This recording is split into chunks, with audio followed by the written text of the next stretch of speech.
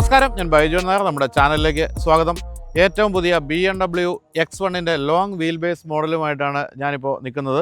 ഈ നിൽക്കുന്ന സ്ഥലം നിങ്ങൾ കാണുന്ന പോലെ അതിമനോഹരമായ സ്ഥലമാണ്. ഷൂട്ട് ചെയ്ത് തുടങ്ങിയപ്പോൾ ബാക്കിലൊരു വെള്ളച്ചാട്ടമൊക്കെ കാണുന്നുണ്ടായിരുന്നു. പക്ഷേ അവിടെ ഇപ്പം മിസ്റ്റ് വന്ന് മൂടിക്കഴിഞ്ഞു. നമ്മളിപ്പോൾ നിൽക്കുന്ന ലോണാവാലയിലാണ്, പൂനെയിലേക്കുള്ള വഴിയിൽ. മുംബൈ പൂനെയിൽ നിന്നും അല്പം തിരിഞ്ഞ് പോകുന്ന ലോണാവാലയിലാണ്. ഈ വരുന്ന വഴിയൊക്കെ അതിമനോഹരമാണ്. ഇവിടെ വന്നിട്ടില്ലാത്തവർ തീർച്ചയായിട്ടും കാണണം. സഹ്യവർഗത്തിൻ്റെ ഏറ്റവും മനോഹരമായ സ്ഥലങ്ങളാണ് ഇവിടെ ഉള്ളത്.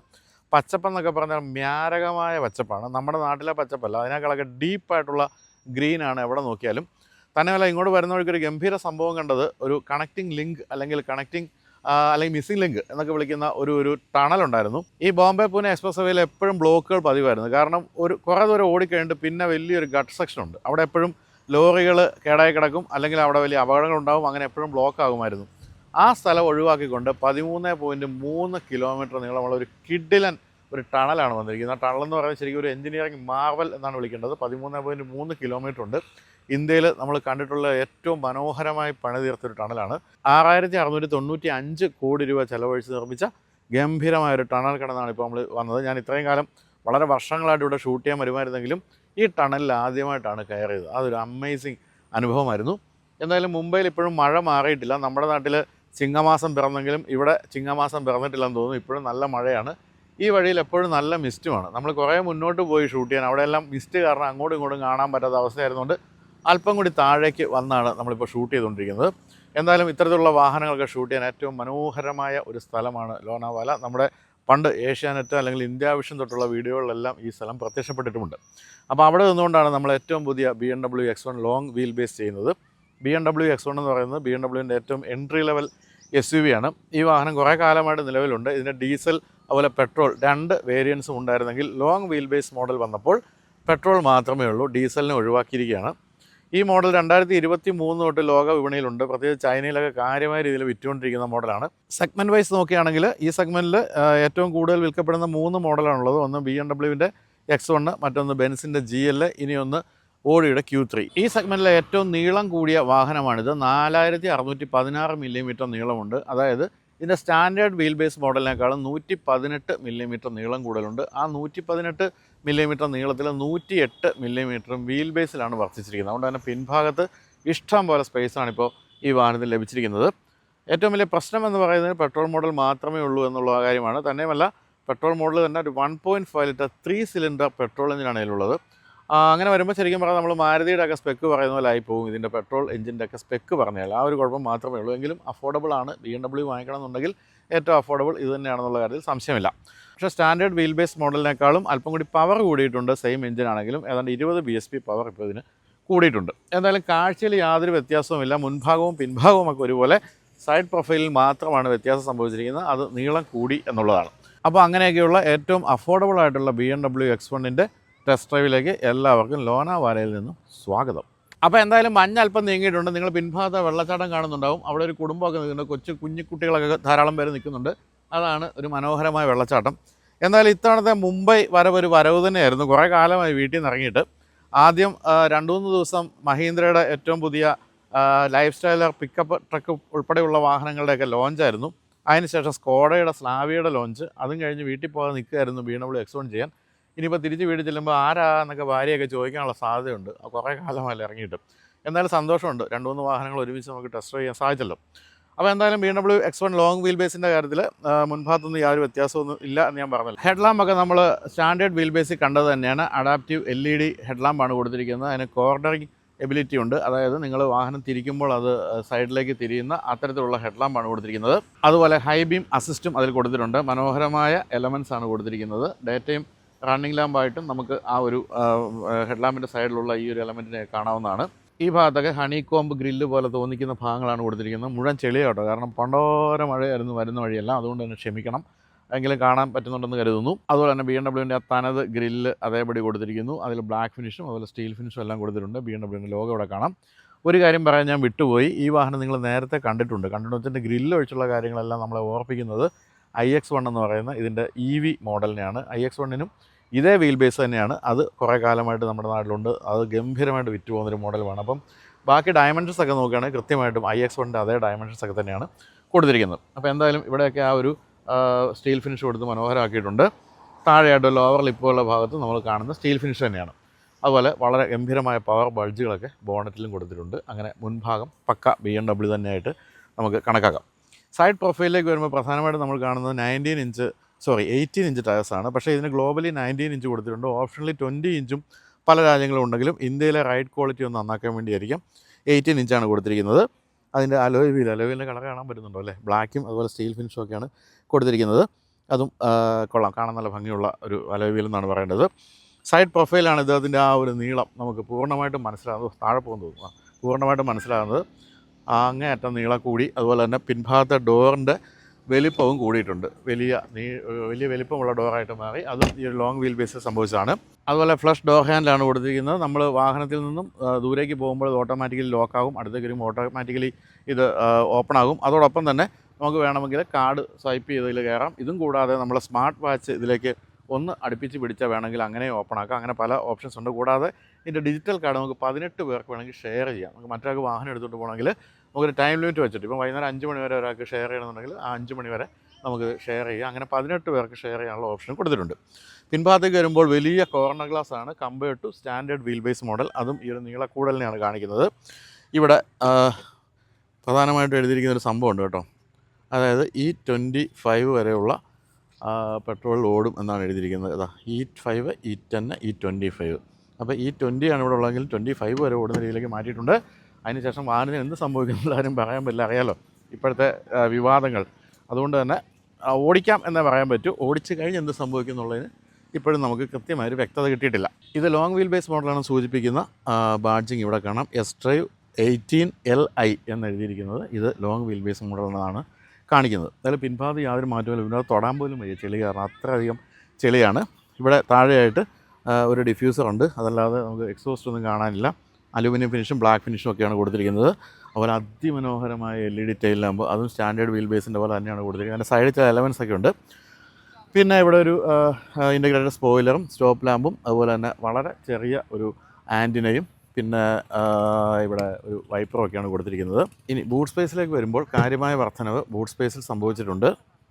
540 ലിറ്ററാണ് ബൂട്ട് സ്പേസ്. അതായത് സ്റ്റാൻഡേർഡ് വീൽ ബേസിനേക്കാളും 64 ലിറ്റർ ബൂട്ട് സ്പേസ് കൂടുതൽ കൊടുത്തിട്ടുണ്ട്.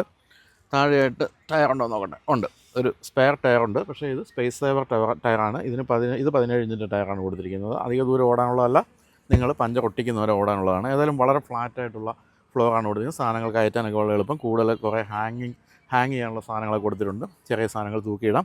അതുപോലെ സീറ്റ് സ്പ്ലിറ്റ് ചെയ്ത് കൂടുതൽ സ്ഥലം കണ്ടെത്തുകയും ആകാം. ഇലക്ട്രിക്കലി നമുക്കിത് ഫോൾഡ് ചെയ്യുകയും ചെയ്യാം.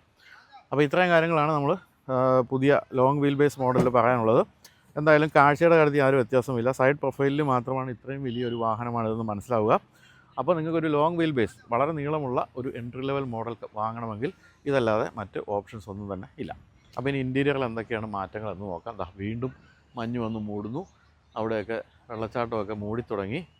എന്തായാലും അതിഗംഭീരമായൊരു അന്തരീക്ഷമാണ്. കുറേ സമയമൊക്കെ ഇവിടെ ചിലവഴിക്കാൻ പറ്റിയാൽ നന്നായിരുന്നു. ഇതിൻ്റെ അടുത്ത് തന്നെ കർജാത്ത് എന്ന് പറയുന്ന മറ്റൊരു സ്ഥലമുണ്ട്. കർജാത്തിലേക്ക് നമുക്ക് മഹീന്ദ്രയുടെ ഈ ലോഞ്ചുകൾ കഴിഞ്ഞിട്ട് ഒരു ദിവസം അവിടെ കൊണ്ടുപോയി താമസിപ്പിച്ചു. അവിടുത്തെ റാഡിസൺ ബ്ലൂവിൽ. അത് മനോഹരമായ അനുഭവമായിരുന്നു. ഇതുപോലെ തന്നെ മഴ, മഞ്ഞ്, കാറ്റ്, അങ്ങനത്തെ ഒരു ഗംഭീര സ്ഥലമാണ് കർജാത്തും. അപ്പോൾ ഇനി ഇൻറ്റീരിയർ കാണാം.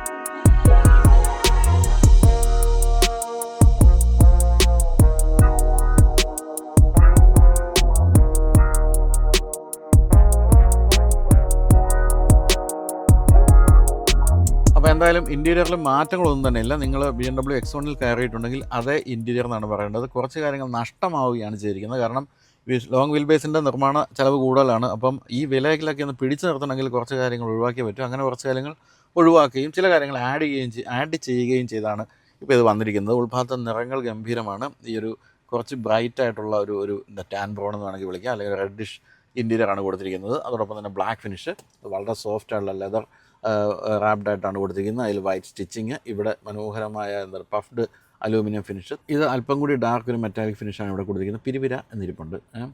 പിന്നെ എന്തായിരുന്നു പിന്നെ ബാക്കിയെല്ലാം തന്നെ ഈ പറഞ്ഞ കളർ കോമ്പിനേഷനാണ് പോയിരിക്കുന്നത്. ഈ ഭാഗത്തൊക്കെ ആയിട്ടാണ് നമുക്ക് കുറച്ച് പിയാനോ ബ്ലാക്ക് ഫിനിഷൊക്കെ കാണാവുന്നത്. എനിക്കെൻ്റെ ഏറ്റവും ഇഷ്ടപ്പെട്ട കാര്യം, അത് പഴയ X1-ലും അത് ഈ ഒരു ഫ്ലോട്ടിംഗ് കൺസോളാണ്. ഫ്ലോട്ടിംഗ് കൺസോൾ വളരെ മനോഹരമായിട്ടുണ്ട്, അത് നിലനിർത്തിയിട്ടുണ്ട്. അതുകൊണ്ട് എന്താ ഗുണമെന്ന് വെച്ചാൽ അതിൻ്റെ താഴെയായിട്ട് കുറച്ച് സ്റ്റോറേജ് സ്പേസൊക്കെ നമുക്ക് കിട്ടിയെന്നുള്ള കാര്യമാണ്. ഇതൊക്കെ പൊതുവേ ഇലക്ട്രിക് കാറുകളിൽ കാണുന്ന കാര്യമാണ്. അതിപ്പോൾ ഈ വാഹനത്തിലും വന്നിട്ടുണ്ട്. ഇപ്പോൾ ഇതിൽ നഷ്ടപ്പെട്ട 1-2 കാര്യങ്ങൾ പറയാം. ഇതിൻ്റെ ഈ വെൻറ്റിലേറ്റഡ് സീറ്റ് ഇപ്പോൾ ഇതിൽ കൊടുത്തിട്ടില്ല. അതോടൊപ്പം തന്നെ മസാജ് ഫംഗ്ഷൻ അത് രണ്ടും കൊടുത്തിട്ടില്ല.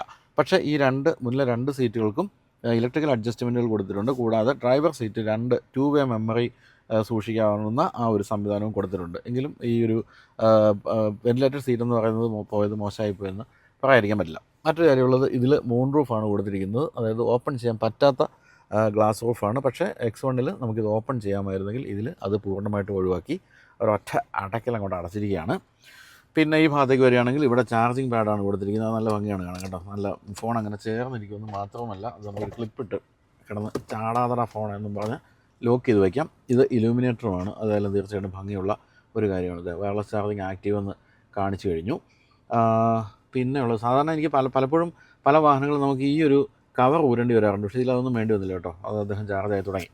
ഇവിടെ 2 കപ്പ് ഹോൾഡേഴ്സ്, ഇതാണ് ഇതിൻ്റെ കീ. നല്ല ഭംഗിയുള്ള കീ ആണ് കൊടുത്തിരിക്കുന്നത്. പിന്നെ ഇവിടെ 2 സി ടൈപ്പ് ചാർജിങ്, ഇവിടെ മറ്റൊരു ചാർജിങ് പോർട്ട് കൊടുത്തിരിക്കുന്നു. അത് രസമുണ്ട് കേട്ടോ. അതിൻ്റെ ഗ്ലാസ്സാണ്, ഇതിൻ്റെ വെളിയിൽ കൊടുത്തിരിക്കുന്ന ഗ്ലാസ് പോലത്തെ ഒരു ഫിനിഷ്, അതൊക്കെ ഭംഗിയായിട്ടുണ്ട്. അതിൻ്റെ ചുറ്റും ഒരു ഇലുമിനേഷനും കൊടുത്തിട്ടുണ്ട്. പിന്നെ AC വെൻറ്റുകളൊക്കെ നല്ല ഭംഗിയായിട്ട് അതിലങ്ങ് ചേർന്ന് നിൽക്കുന്ന രീതിയിൽ ഇൻ്റഗ്രേറ്റ് ചെയ്ത് പോയിരിക്കുന്നു.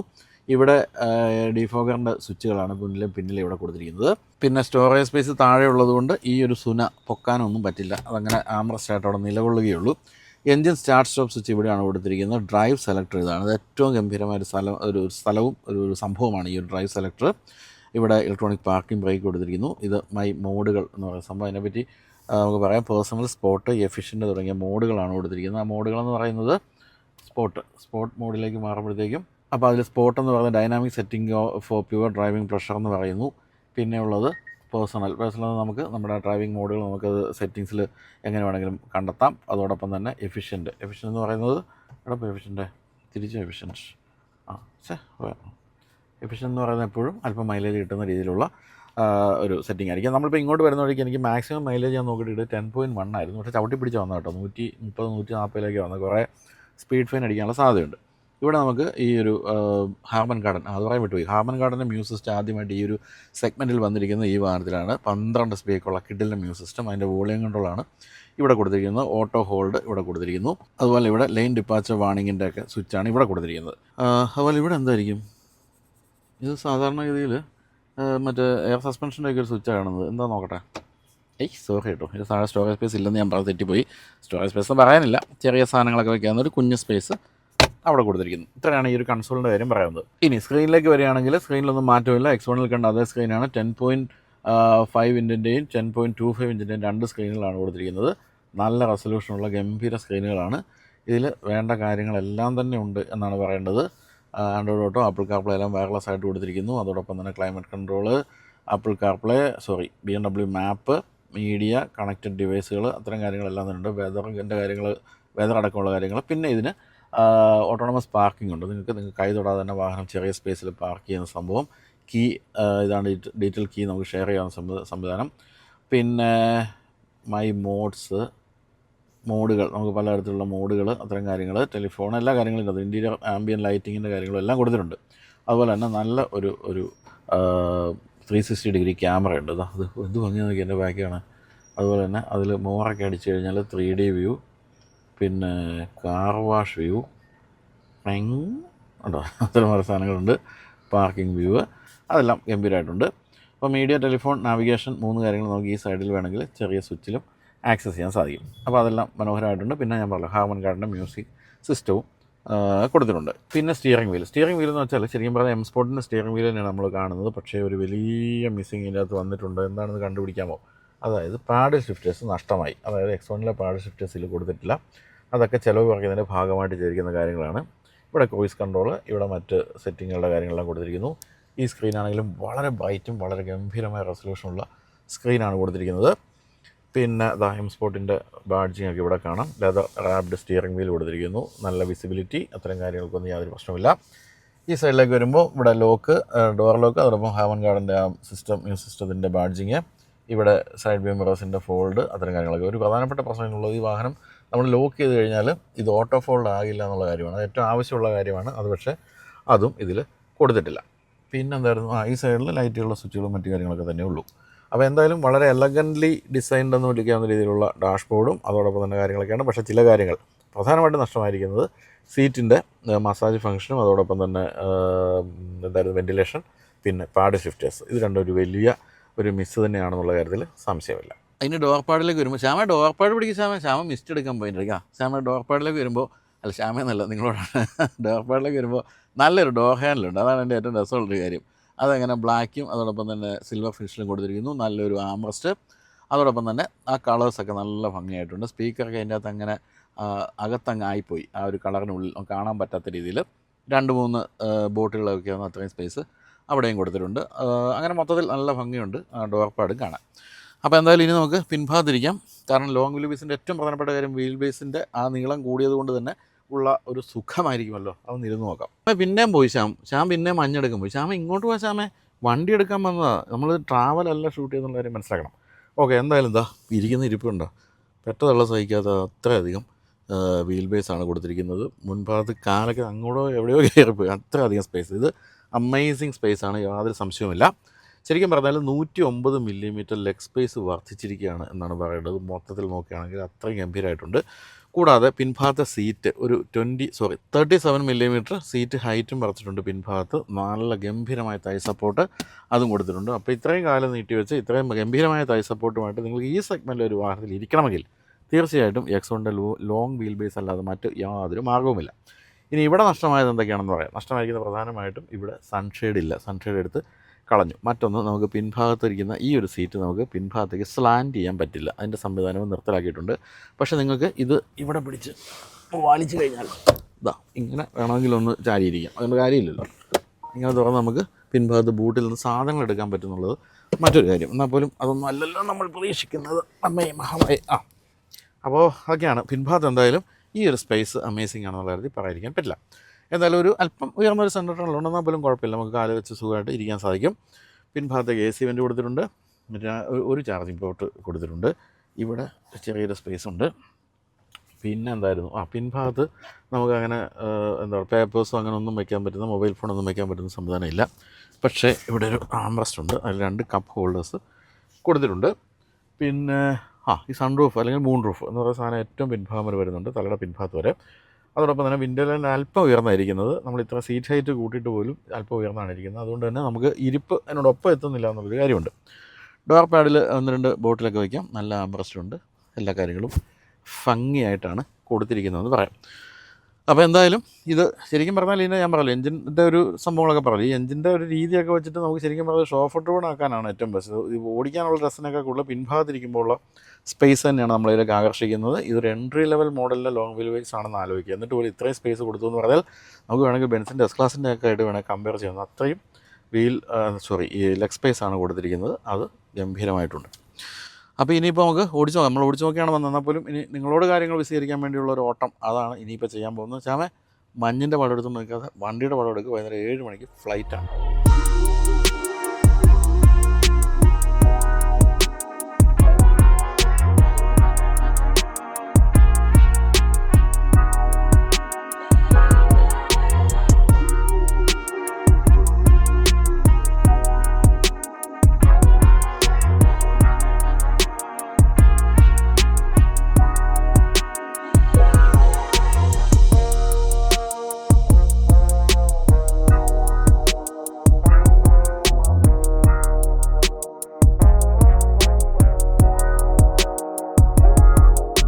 അപ്പോൾ നമ്മുടെ BMW X1 long wheel base ഇപ്പോൾ എനിക്ക് തോന്നുന്നു ഏകദേശം 10-300ഓളം കിലോമീറ്റർ ഓടിച്ചു കഴിഞ്ഞു. ഇതിൻ്റെ BMW എന്നുള്ള നിലയ്ക്കുള്ള ഗുണങ്ങൾ നിലനിർത്തിയിട്ടുണ്ട്. പക്ഷേ എഞ്ചിൻ്റെ കാര്യത്തിൽ മാത്രം ഈ പറഞ്ഞ പോലെ ഒരു ഫൺ ടു ഡ്രൈവ് എഞ്ചിനല്ല എന്നുള്ളതാണ് ഇതിൻ്റെ ഒരു പ്രശ്നം.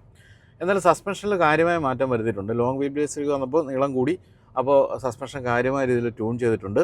അതുകൊണ്ട് സസ്പെൻഷൻ്റെ കാര്യത്തിൽ മോശമൊന്നും പറയാനില്ല.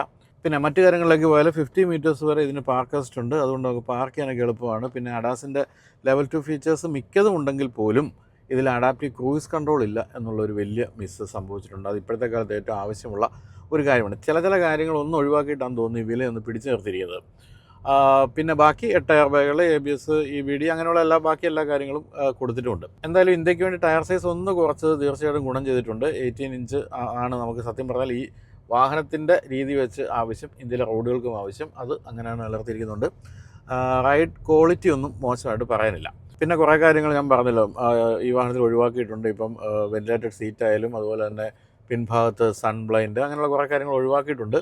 പക്ഷേ ഈ വിലയ്ക്ക് പിടിച്ചു നിർത്താൻ വേണ്ടി അത് ചെയ്തതിൽ വലിയ തെറ്റൊന്നും പറയാനില്ല. എങ്കിൽ പോലും അതൊക്കെ ഒഴിവാക്കിയാൽ പോലും മോശമല്ലാത്ത സുഖസൗകര്യങ്ങൾ ഈ വാഹനം തരുന്നുണ്ട്. പ്രത്യേകിച്ച് പിൻസീറ്റ് യാത്രക്കാർക്ക് പിൻസീറ്റിൽ ഇത്രയും അമേസിങ് ലെഗ് സ്പേസ് അത് തീർച്ചയായിട്ടും നമ്മൾ സമ്മതിക്കേണ്ട കാര്യമാണ്. പിന്നെ സൺറൂഫ് തുറന്ന് മുകളിലേക്ക് തലയിടാതിരിക്കാൻ ഏറ്റവും ബെസ്റ്റ് ഈ മൂൺ റൂഫ് കൊടുക്കുന്നത് തന്നെ. അതാണ് എൻ്റെ അനുഭവം. ഇപ്പം കേരളത്തിലെ MBD ഒക്കെ വളരെ സ്ട്രോങ്ങും സ്ട്രിക്റ്റും ആയതുകൊണ്ട് കേരളത്തിലാരും അങ്ങനെ കാര്യമായിട്ട് തല വെളിയിടുന്നില്ല. ഇപ്പോൾ നമ്മൾ ലോനാവാല, അംബിവാലിയൊക്കെ പോയപ്പോൾ ഇഷ്ടംപോലെ ആൾക്കാരാണ്. അത് മുതിർന്നവർ 35 വയസ്സുള്ള ഒരുത്തൻ തലം വെളിയിട്ട് നിൽക്കുന്നുണ്ട് മൊബൈലും പിടിച്ചുകൊണ്ട്. അതൊക്കെ ഇവിടെ സാധിക്കുള്ളൂ. നമ്മുടെ നാട്ടിൽ എന്തായാലും അതൊന്നും വകവെച്ച് തരില്ല നമ്മുടെ മോട്ടോർ വെഹിക്കിൾ ഡിപ്പാർട്ട്മെൻറ്റ്. അത് വളരെ നല്ല കാര്യമാണ്. എന്തായാലും വളരെ ഷാർപ്പായിട്ടുള്ള സ്റ്റിയറിങ്ങും അതുപോലെ തന്നെ പക്ക ബ്രേക്കിങ്ങും അത്തരം കാര്യങ്ങളെല്ലാം തന്നെ ഒരു BMW ക്യാരക്ടർ നമുക്ക് വെളിവാക്കി തരുന്നുണ്ട്. ഇനിയിപ്പോൾ പ്രധാനമായിട്ടും പറയേണ്ട എഞ്ചിൻ്റെ കാര്യമാണ്. BMW 3 സിലിണ്ടർ എഞ്ചിൻ എന്നൊക്കെ നമ്മൾ ആശ്ചര്യപ്പെട്ടിട്ട് കാര്യമൊന്നുമില്ല. അത് തന്നെയാണ് ഫിറ്റ് ചെയ്തിരിക്കുന്നത്. 1.5 ലിറ്റർ ടർബോ പെട്രോൾ എഞ്ചിനാണ്. 156 BSP ആണ് മാക്സിമം പവർ. അതുപോലെ 230 Nm ആണ് മാക്സിമം ടോർക്ക്. അതായത് സ്റ്റാൻഡേർഡ് വീൽ ബേസ് ഉള്ള വാഹനമായിട്ട് കമ്പയർ ചെയ്യുമ്പോൾ 20 BSP പവർ കൂടിയിട്ടുണ്ട്. പക്ഷേ ആ പവർ കൂടിയൊന്നും അങ്ങനെ കാര്യമായിട്ട് നമുക്ക് ഫീൽ ചെയ്യുന്നില്ല. കാരണം വാഹനത്തിൻ്റെ വെയിറ്റും കൂടിയിട്ടുണ്ട്. അതുകൊണ്ട് തന്നെ ആയിരിക്കാം. മറ്റൊരു കാര്യമുള്ളത്, ഇതിന് 2-3 മോഡുണ്ട്. അതിൽ ഈ സ്പോർട്ട് എന്ന് പറയുന്ന മോഡിലാണ് നമുക്ക് എന്താ പറയുക ആ ഒരു പവറിൻ്റെ മാക്സിമം കിട്ടേണ്ടത്. പക്ഷേ അതിൻ്റെ ഒരു പ്രശ്നം, നമ്മൾ നന്നായിട്ട് ഹൈവേയിലേക്ക് കാല് കൊടുത്തു കഴിയുമ്പോൾ സ്പോർട്ട് മോഡാണെങ്കിൽ പോലും ഈ 3 സിലിണ്ടർ എഞ്ചിൻ്റേതായ ആ ഒരു ബഹളം അങ്ങോട്ട് ആരംഭിക്കും. അതുകൊണ്ട് തന്നെ നമുക്ക് സാധാരണ മറ്റൊരു BMW എൻജോയ് ചെയ്ത് ഓടിക്കുന്ന വലുത് ഓടിക്കാൻ പറ്റുന്നില്ല. അതാണ് ഇതിൻ്റെ ഏറ്റവും വലിയൊരു പ്രശ്നമായിട്ട് തോന്നുന്നത്. എങ്കിലും പവർ വരുന്നുണ്ട്. എങ്കിലും ആ 3 സിലിണ്ടർ എഞ്ചിൻ്റേതായിട്ടുള്ള ആ ഒരു ശബ്ദ കോലാഹലങ്ങൾ നമുക്ക് ആ ഒരു സുഖം തരുന്നില്ല എന്നാണ് പറയുന്നത്. 9.5 സെക്കൻഡ്സാണ് 100 കിലോമീറ്റർ വേഗത എടുക്കാൻ വേണ്ടത്. മോശം ഡ്രൈവിംഗ് എന്നല്ല. പക്ഷേ നമ്മൾ ഇപ്പോൾ ഈ പറഞ്ഞല്ലോ, നമ്മളൊരു പ്രതീക്ഷിക്കുന്നത്, ഇപ്പോൾ മോഹൻലാലിൻ്റെ ഒരു സിനിമ കണ്ടു കഴിഞ്ഞാൽ മോഹൻലാലിൻ്റെ ഒരു പെർഫോമൻസ് നമ്മൾ പ്രതീക്ഷിക്കുന്നുണ്ടല്ലോ. ആ പെർഫോമൻസ് കുറച്ച് താഴെയായപ്പോൾ നമുക്ക് ഉണ്ടാകുന്നൊരു വിഷമം. അതാണ് നമുക്ക് ഈ ഒരു വാഹനത്തിൻ്റെ കാര്യത്തിൽ തോന്നിയ കാര്യം.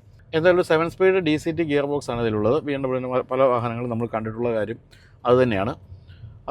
അപ്പോൾ അങ്ങനെയൊക്കെ വരുമ്പോൾ ഉള്ളൊരു പ്രശ്നം എന്ന് പറയുന്നത്, നമുക്ക് ഈ ഒരു ഡ്രൈവേഴ്സ് കാർ അല്ലെങ്കിൽ നമ്മളെപ്പോഴും വാഹനം ഓടിക്കുന്ന കാര്യത്തിൽ ഏറ്റവും സുഖം അനുഭവിക്കുന്നത് BMW ഓടിക്കുമ്പോഴാണ് എന്നൊക്കെ പറയുന്ന കാര്യത്തിൽ വന്നിരിക്കുന്ന ഒരു മാറ്റം നമ്മളെ അല്പം വിഷമിപ്പിക്കും. പക്ഷേ വില പിടിച്ചു നിർത്താൻ കഴിഞ്ഞിട്ടുണ്ട്. അതോടൊപ്പം തന്നെ മൈലേജ് മോശമല്ലാത്ത മൈലേജ് നമുക്ക് 10+ കിട്ടിയിട്ടുണ്ട്. നമ്മൾ ഇത്രയും ദൂരമൊക്കെ നല്ല ചവിട്ടി പിടിച്ച് ഓടിച്ചിട്ട് പോയിട്ടുമില്ല. അപ്പോൾ അത്തരം കാര്യങ്ങളൊക്കെ ഒന്ന് എന്താ പറയുക, ഒന്ന് ശരിയാക്കി എടുക്കാൻ വേണ്ടിയാണ് ഇവർ ഇത്രയൊക്കെ ഇതിൽ പണിതെന്ന് തോന്നുന്നു.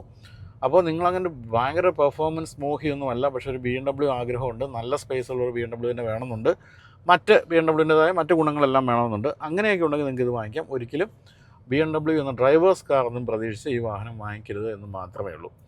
അപ്പോൾ എന്തായാലും സിറ്റിയിലെ തിരക്കുകളിലൂടെയും അതുപോലെ ഹൈവേയിലൊക്കെ നമ്മൾ ഓടിച്ചു കഴിഞ്ഞു. പറഞ്ഞ പോലെ ഒരു BMW അല്ലാത്തൊരു വാഹനം ഓടിച്ചാൽ എങ്ങനെ ഉണ്ടാവും എന്നുള്ള രീതി മാത്രം നിങ്ങളിതിനെ കണ്ടാൽ മതി. ഇതിൻ്റെ അപ്പുറത്തേക്കുള്ള ഒരു പ്രതീക്ഷ പെർഫോമൻസിൻ്റെ കാര്യത്തിൽ വെച്ച് പുലർത്തുന്നില്ലെങ്കിൽ നിങ്ങൾക്ക് പറ്റിയൊരു വാഹനമാണ് BMW X1 long wheel base. അപ്പോൾ ഇതാണ് നുമ്മ പറഞ്ഞ 1.5 ലിറ്റർ 3 സിലിണ്ടർ എഞ്ചിൻ.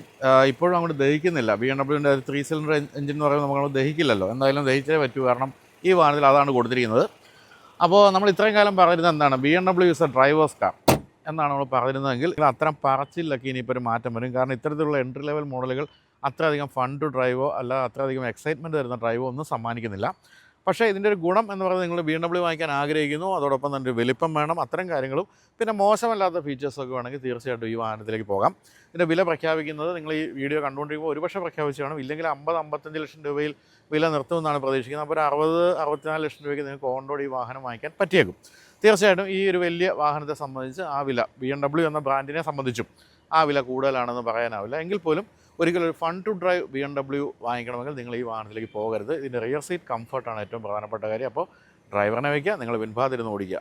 പിൻഭാഗത്തിരുന്ന് ഓടിക്കുമല്ലോ, ഡ്രൈവറിനെ ഓടിപ്പിക്കുക. അങ്ങനെയാണെങ്കിൽ കുഴപ്പമില്ല. അല്ലെങ്കിൽ ബുദ്ധിമുട്ടായിരിക്കും കാര്യങ്ങൾ.